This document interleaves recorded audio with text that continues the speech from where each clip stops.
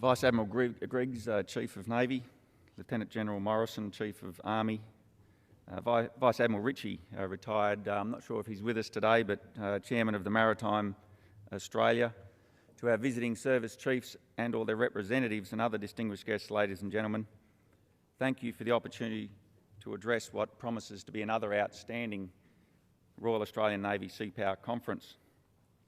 Please let me first pass on the apologies from the Chief of Air Force, Air Marshal Jeff Brown, and his very best wishes and indeed congratulations for the International Fleet Review and 100 years of fleet.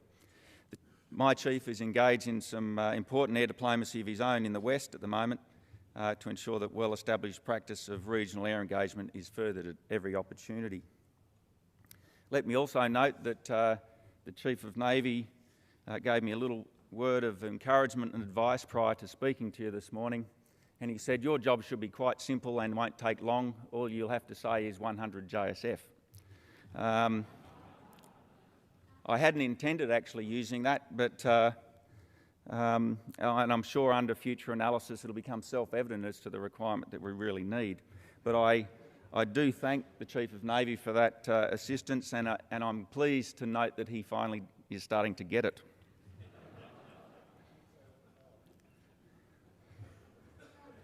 Please also let me add my sincere congratulations to Vice Admiral Griggs and his staff on this conference. I'm sure that this will prove to be a very stimulating few days. The presentation and the exhibition certainly very timely and also an important opportunity.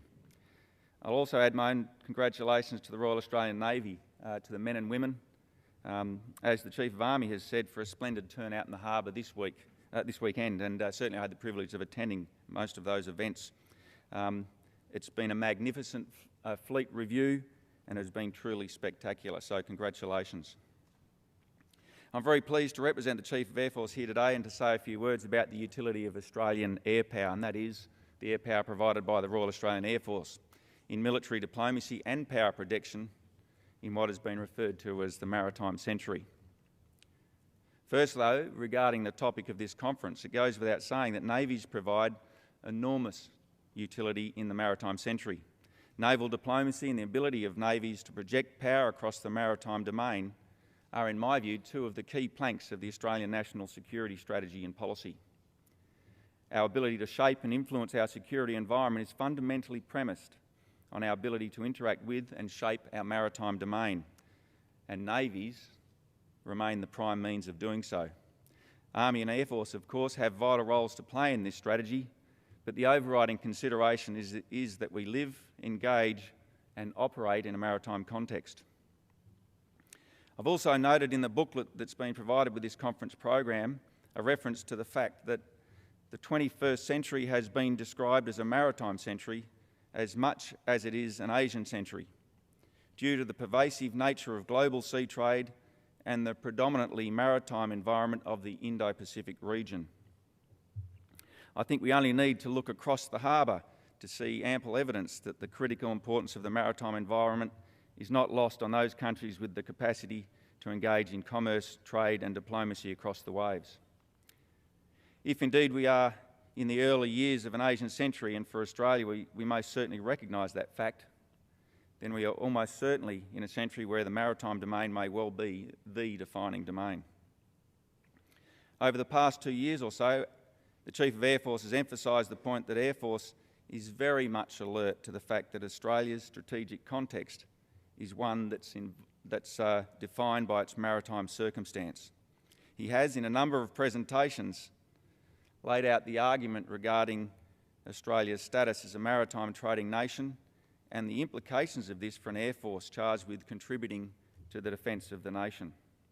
In fact, I think it's fair to say that all three services have been alive to the fact that our present and future national security concerns are intimately and inextricably connected with the maritime environment and how we project power, both hard and soft, across the seas to protect and preserve our way of life. Today I would like to discuss with you how the RAF sees its role in contributing to the diplomatic initiatives both within our region and further abroad, and to outline the utility of credible, balanced and capable air power in projecting power across the maritime domain. To begin, I'm sure that it goes without saying that Air Force and Navy have shared and continue to share a very proud and close history of operating together for nearly a century. The character and form of that interaction and interoperability has changed and evolved over the years, but the spirit of cooperation, shared mutual respect and trust have endured. I see that relationship only growing closer as our capabilities increasingly merge to be a truly joint capability, and our mission of shaping and influencing our immediate environment in the cause of providing for national defence grows more closely aligned.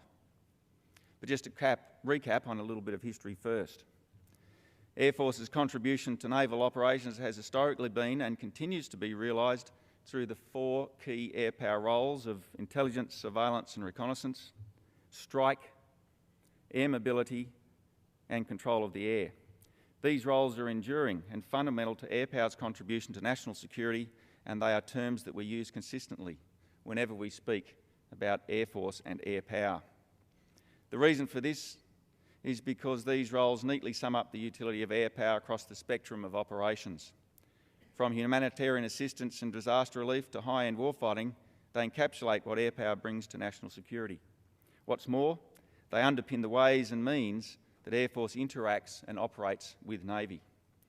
The names we give these roles may have changed over the years, but they reflect the core functions that air power has provided to military operations since military aviation was first developed as a significant form of warfare. From the first control of the air mission launched from the HMAS Sydney and Melbourne in Germany's Heligoland Bight in June of 1918 through to the interwar years where Fairey seaplanes were purchased to support RAN reconnaissance operations, air and sea power have cooperated to effectively project military power. Throughout World War II, RAF aircraft, flown by a combination of both RAF pilots and Navy observers and gunners, escorted our convoys and performed strikes, reconnaissance and surveillance in support of both Australian and Allied naval task forces. The tradition of Air Force to support the Australian Navy has continued through conflicts in Korea, Vietnam and in the long years of the Cold War. Maritime surveillance and anti-submarine warfare were conducted by Sunderland and Catalina flying boats, Lincoln bombers, Lockheed Neptunes, P-3B and P-3C Orions, and they've been institutionalised elements of RAF tasking for more than 70 years. In addition to these aircraft, along with F-4 Phantoms, F-111 and our Hornets, we've continued to maintain a maritime strike capability ready to contribute in any offensive or defensive tasks that the Royal Australian Navy may have been called upon to perform. For much of that history, the focus was on military operations, often in response to contingencies that arose around the globe in which our national interests were somehow involved. Today, as the ADF involvement in Afghanistan begins to draw down, the threat of major conflict appears rather more remote and our focus returns to more local matters. Maritime nations, however, seldom enjoy respite from the relentless task of shaping and influencing the maritime commons upon which we are so vitally dependent. Australia is likewise pressed to be constantly vigilant and prepared to respond. Wars, conflicts, contingencies and international strife are not the only things that can adversely affect the peaceful operation of the maritime domain. Illegal and dangerous activity can jeopardise good conduct at sea. Piracy, illegal fishing, weapons and drug trafficking, to name just a few, all threaten to disrupt the efficient and harmonious use of the seas by maritime nations. Humanitarian and natural disasters likewise often call for a response that is either born upon the sea or comes across it. In our region, this has been frequently the case. All of these perturbations demand a response in which diplomacy and power projection of some form through the maritime domain is considered appropriate. Air Force plays a key role in many of these instances, and most usually in conjunction with the Navy in a joint effort. What fundamentally shapes the character of our response and perhaps constitutes the single greatest challenge to our national ability to shape and influence our maritime domain is the sheer vastness of that environment. Sitting astride the 2 great southern hemisphere oceans, bordered to the north by the complex, populous and enormous archipelagic Asian landmass with an extensive exclusive economic zone, Australia has responsibility and interest in a vast maritime domain. providing some form of power projection capability across this vastness is a very challenging task, and one that again demands a truly joint, integrated and synchronised approach. And the Air Force plays an important role here.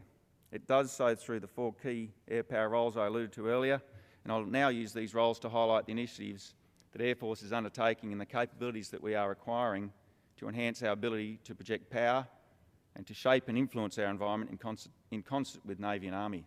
If I could go to the next slide, please, if the guys up the back can help. I've only brought one JSF with me today. Turning now then to the specific roles and capabilities that Air Force brings to the maritime environment, I'd like to begin by suggesting that perhaps one of the greatest contributions we make goes to the heart of the challenge of the vastness of our maritime domain, and that is the intelligence, surveillance and reconnaissance capabilities that we bring to bear. Gaining situational awareness of the operational environment underpins all joint operations, maritime and otherwise, and it drives our commitment to deliver timely ISR products, specifically through the Jindalee over-the-horizon radar, the Wedgetail airborne early warning control aircraft and our P3 maritime surveillance capabilities. The P8 Poseidon, the planned replacement being acquired under Project Air 7000 along with high-altitude multi-role unmanned aerial systems, will continue to meet the increasing demands for maritime patrol and overwater ISR required for the security of Australia's maritime approaches. Knowing our environment demands that we have the capabilities to sense and report on that environment, and through the ISR capabilities we have, and having trained through the Defence Capability Plan, Air Force will significantly increase its contribution in this regard. But I hasten to note that this environment is increasingly not just a physical one. The cyber and space domains and our ability to operate our networks in environments that might not offer us trusted information will be especially challenging. While a considerable focus of this conference is on naval diplomacy, and rightly so, we cannot, of course, ignore the most consequential context in which we might have to project power and influence, and that is major warfighting. I agree with the view that the high end of conflict, Navy's contribution to the defence of Australia will rely on its ability to control the seas through its capital ships and support vessels. Protection of these naval task force elements will be a priority mission for Air Force, and we have long contributed to this task through our maritime strike capability. From our early days with Sunderland flying boats through to the F-111, and with our present Hornets and Super Hornets and the AP-3, we have demonstrated this ability to strike. In future highly contested environments, what we categorise as anti-access area denial circumstances, protection of naval task forces will be critical and challenging. Our ability to conduct anti-surface strike in these environments will hinge on comprehensively integrated and harmonised operations, protected networks, and potentially integrated air and missile defence and C2 arrangements whereby Air Force and Navy will have to work hand in hand from concept design to operational employment. It's a big challenge. Anti-submarine warfare has been a mission of the Air Force since World War II and remains so today, embodied in our AP-3C fleet. We recognise anti-submarine warfare as a true joint enterprise encompassing the capabilities open to the ADF. Understandably, much of our attention over recent years has been in the Middle East area of operations and on surveillance of our northern approaches, which has drawn our focus away from this vital task. We look to revitalise this mission, and we see its future involving air warfare destroyers, Anzac, Adelaide-class frigates, their embarked MH-60 Romeos and Collins-class submarines, working with our P3s, our P8s and the Maritime Unmanned Aerial System networked into a full, true joint capability.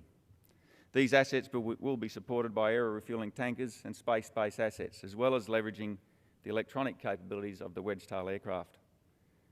The submarine remains a significant threat to our security of a maritime environment, thus our national prosperity. Anti-submarine warfare as a joint endeavour needs to be at the forefront of military priorities if our maritime strategy is to remain relevant. A cornerstone military activity for any operation across the spectrum of conflict is the ability to move people and equipment. The Navy has an unparalleled capacity in our Australian context to move a fighting force across large distances. The size and endurance of its vessels allow the Navy to maintain a presence in the area of operations to conduct follow-on combat and sustainment operations. Air mobility through C-17, C-130, our KC-30 multi-role tanker transport, and in our future light tactical airlift capability, provides Air Force with the ability to move people and equipment across large distances and relatively quickly. Not only do the air power characteristics of speed and reach complement sea power traits of capacity and presence, they can work in harmony to increase the effectiveness of the other. Time and again, Air Force and Navy have worked together to deliver the right people to the right place with the right equipment. We've done that in Operation Falconer, working with C-130s and HMAS Manura and Kanimbla, where we airlifted during Operation Tsunami Assist in 2005. In addition, air mobility has provided logistic support to the Royal Australian Naval vessels all around the globe, whether it be the delivery of critical components to enable repairs, aeromedical evacuations, or just the routine movement of people and equipment. Sea and air power combine to generate the speed, reach, capacity and presence needed to support Australia's national security interests. Control of the air is the cornerstone of all air power effects. We can control portions of the air in time to achieve our objectives, like security of sea lines of communication or an area of operation. But we acknowledge that absolute command is neither practical nor usually warranted. Given the scale of our air and sea approaches and the size of our Navy and Air Force, a pragmatic approach to control of the air is necessary, and this is the approach that we have taken. The Navy and the Air Force understand the risk that enemy air action place on shipping, military or commercial, and on our submarines. This is why the Air Force is committed to the Joint Strike Fighter as the most effective control of the air capability to Australia. And Navy is committed to the Air Warfare Destroyer as the most lethal surface combatant Australia can acquire. Air Force's ability to integrate, communicate and operate with all of those systems is a non-negotiable requirement. These capabilities will be even more critical to our ability to operate in environments that pose anti-access area denial challenges. Protection of a naval task force from any enemy air requires a defence in-depth approach, and that's just what we'll be looking to do with those combined capabilities in a truly networked sense.